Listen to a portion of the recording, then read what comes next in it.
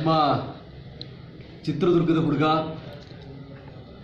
ಮೈಸೂರಲ್ಲಿ ಬಂದು ಇಲ್ಲಿ ಚಿತ್ರಕಲೆಯನ್ನು ಕಲಿತು ಇವತ್ತು ಅತ್ಯದ್ಭುತ ಬಹಳಷ್ಟು ಜನ ಮಿಲಿಯನ್ ಗಟ್ಟಲೆ ಜನರಿದ್ದರೂ ಕೂಡ ಕಲೆ ಅನ್ನೋದು, ವಿದ್ಯೆ ಅನ್ನೋದು, ಒಂದು ಸ್ಕಿಲ್ ಅನ್ನೋದು ಸತತ ಪರಿಶ್ರಮ ಮತ್ತು ತಪಸ್ಸಿನ ನಂತರ ದೊರೆಯುತ್ತೆ.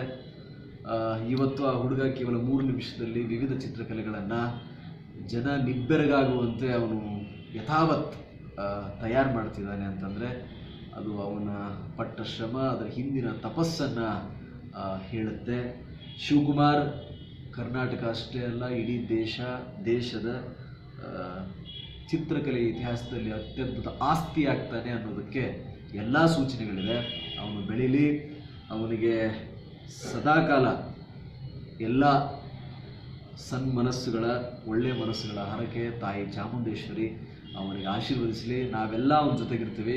V are there with him. ಅವನು ಇನ್ನೂ ಕೂಡ ಜಾಗತಿಕ ಮಟ್ಟದಲ್ಲಿ ಯಾವ ರೀತಿ ರಾಜ ರವಿವರ್ಮ ಮತ್ತು ಇತರೆ ಅತ್ಯದ್ಭುತ ಚಿತ್ರಕಾರರು ಈ ದೇಶದಲ್ಲಿ ಹೆಸರನ್ನು ಮಾಡಿದಾರೋ ಆ ಚಿತ್ರಕಲೆಯನ್ನು ಮುಂದುವರಿಸುವ ಮೂಲಕ ಆ ಸಾಲಿನಲ್ಲಿ ಅವನು ನಿಲ್ಲಿ ಅಂತ ನಾವೆಲ್ಲರೂ ಕೂಡ ಅವನಿಗೆ ಶುಭ ಹಾರೈಸ್ತೇವೆ. We wish him all the best. Thank you so much. Great artist. Thank you. Wish all the best. Don't worry, we are there. ಏನು ಬೇಕಾದಿರೋದು ನಾನು ನೋಡ್ಕೊಳ್ತೀನಿ. ಥ್ಯಾಂಕ್ ಯು. ಸಾಕು ಸರ್. ಆಯ್ತು.